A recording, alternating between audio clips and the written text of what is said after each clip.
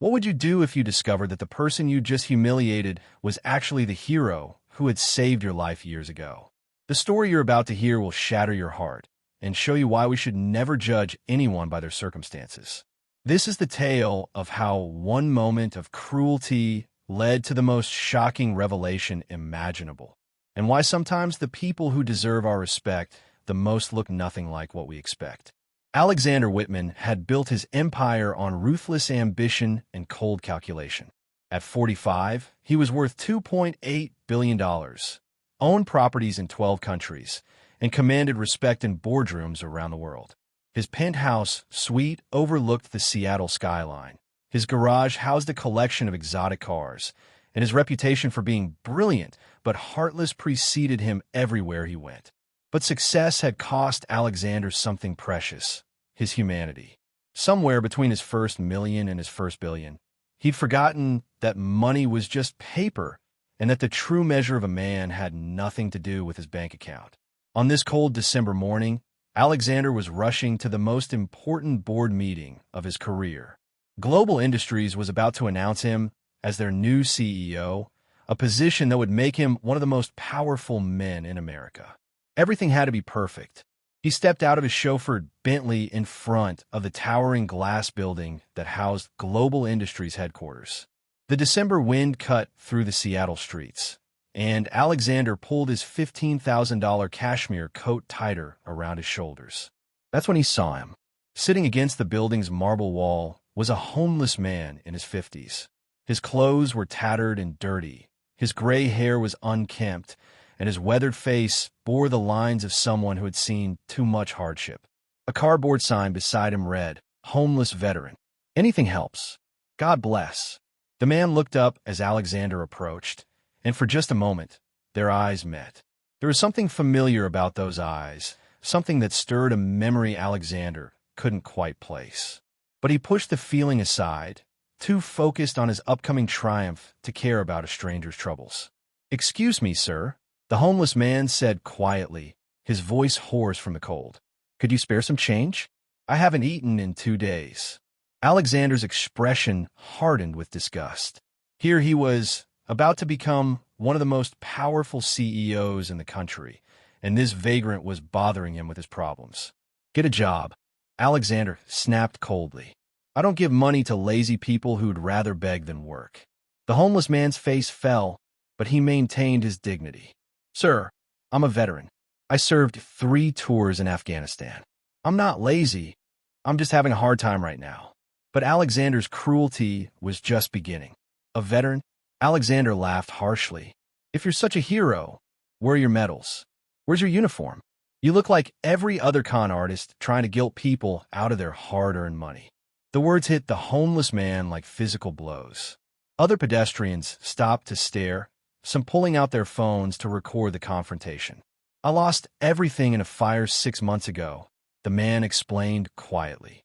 "My apartment, my belongings, my medical records. I've been trying to get back on my feet, but nothing." Alexander interrupted viciously. "I'm tired of hearing excuses for people like you. You want to know the difference between us? I work for what I have.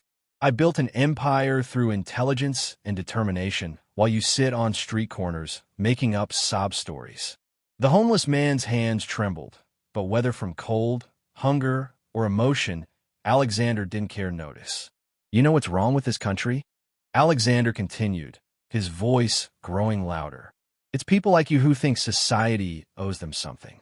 Well, here's a news flash. Nobody owes you anything. If you're homeless, it's because you made bad choices." A crowd had gathered, watching in horrified fascination as one of Seattle's wealthiest men publicly humiliated someone who was clearly struggling. "Sir," the homeless man said with quiet dignity, "I understand you're busy. I'm sorry to have bothered you." But Alexander wasn't finished destroying him. "Don't apologize to me," Alexander snarled. "Apologize to every taxpayer who has to look at you sitting here like a blight on our city. You want my advice? Find a bridge somewhere and stop embarrassing yourself in public." The cruelty of those words silenced the entire crowd. Even in a city where people were used to ignoring the homeless, Alexander's viciousness was shocking. The homeless man looked up at Alexander one more time, And in that moment, something flickered in his eyes. Not anger, but profound sadness. As if he recognized something that Alexander couldn't see. "I hope you never find yourself in my situation," the man said softly. "Because if you do, I hope someone shows you more kindness than you've shown me." Alexander straightened his expensive tie and walked into the building, leaving the homeless man sitting in the cold wind, surrounded by strangers who were now looking at him with sympathy and at Alexander with disgust. What Alexander didn't know was that his moment of cruelty had been recorded by multiple phones and was already going viral on social media. More importantly, he had no idea who he had just humiliated. But the universe was about to deliver the most shocking lesson of his life. The board meeting went exactly as Alexander had planned. He was officially announced as Global Industries' new CEO, and the board members congratulated him on his vision and leadership. Alexander felt invincible as he shook hands and posed for photos. But his triumph was interrupted when his assistant, Jennifer, burst into the boardroom with a panicked expression. "Mr. Whitman," she whispered urgently, "we have a serious problem. There's a video of you going viral, and it's not good." Alexander's blood ran cold as Jennifer showed him her phone. There he was in high definition, verbally destroying a homeless veteran in front of a crowd of horrified onlookers. The video had already been shared thousands of times, and the comments were brutal. "This billionaire is a monster. How can someone be so cruel to a veteran? This man doesn't deserve to run a company." But that was just the beginning of Alexander's nightmare. Within hours, investigative journalists had identified the homeless man from the video. What they discovered would shake Alexander's world to its core. The homeless veteran's name was Staff Sergeant Michael Chun, and his story was nothing like what Alexander had assumed. Michael had served 3 tours of duty in Afghanistan as a combat medic, saving countless lives and earning a Bronze Star for valor. He'd returned home with severe PTSD and struggled to readjust to civilian life, but he'd managed to build a decent existence working as a paramedic and living in a small apartment. Then tragedy struck. A fire in his building had destroyed everything he owned, including all his military records and personal belongings. The trauma triggered a severe PTSD episode that cost him his job, and without savings or family to fall back on, he'd ended up on the streets. But the most shocking revelation was yet to come. As news outlets dug deeper into Michael's military service, they uncovered a story that would change everything. On March 15th, 2019, Staff Sergeant Michael Chun had saved the life of a civilian contractor who had been critically injured in a roadside bombing in Kandahar. That contractor's name was Alexander Whitman. The news hit Alexander like a physical blow. Suddenly, the familiar look in the homeless man's eyes made sense. Michael Chun was the medic who had kept him alive for 3 hours while they waited for evacuation. Michael was the man who had performed emergency surgery with improvised tools, who had given his own blood when Alexander was hemorrhaging, who had refused to leave his side even when enemy fire was incoming. Alexander remembered waking up in a military hospital, delirious from blood loss and pain medication. He remembered a face looking down at him with kind, concerned eyes, the same eyes that had looked up at him from the sidewalk that morning. "You're going to be okay," the medic had said. "I'm not going anywhere. I've got you." Michael Chun had saved Alexander's life, and 13 years later, Alexander had repaid that debt by publicly humiliating him and telling him to find a bridge. The irony was so brutal it made Alexander physically sick. But the story gets even more devastating. As reporters continued investigating, they discovered that Alexander's company, Whitman Industries, had received a $50 million government contract for veteran services, money specifically allocated to help homeless veterans get back on their feet. The same homeless veteran Alexander had mocked was exactly the type of person his company was being paid to help. The public outrage was swift and merciless. Hashtag Alexander Whitman began trending on social media, with millions of people expressing their disgust at how he'd treated his own lifesaver. Veterans organizations called for boycotts of his companies. The Global Industries Board received thousands of angry emails demanding Alexander's removal. But the most devastating blow came from an unexpected source. That evening, Alexander's elderly mother called him, her voice trembling with disappointment and shame. "Alexander," she said through tears, "your father didn't survive Vietnam, so you could treat veterans like garbage. That man saved your life, and you repaid him with cruelty. I raised you better than this." For the first time in years, Alexander broke down completely. The weight of what he'd done, not just the public humiliation, but the betrayal of someone who had sacrificed everything to keep him alive, crushed him. He had to find Michael Chun and make this right. But finding a homeless man in a city of nearly 1 million people proved more difficult than building a billion-dollar empire. Alexander spent the next 3 days driving through Seattle streets, checking every shelter, every soup kitchen, every place where homeless people gathered. He hired private investigators, posted on social media, and offered a reward for information about Michael's whereabouts. Finally, on the 4th day, Alexander found him. Michael was sitting in a small park, feeding breadcrumbs to pigeons from a bag someone had given him. He looked thinner than before, and the cold December air had given his face a gray pallor that spoke of too many nights without proper shelter. Alexander approached slowly, his heart pounding with shame and fear. When Michael looked up and saw him coming, there was no anger in his eyes, only a profound sadness that cut Alexander deeper than any rage could have. "Sergeant Chun," Alexander said, his voice breaking on the words. I remember you now." Michael nodded slowly. "I recognized you immediately, Alexander. Even after all these years, even after everything you've accomplished, I remembered the young man whose life I held in my hands." "Why didn't you say anything?" Alexander asked, tears streaming down his face. "Why didn't you tell me who you were?"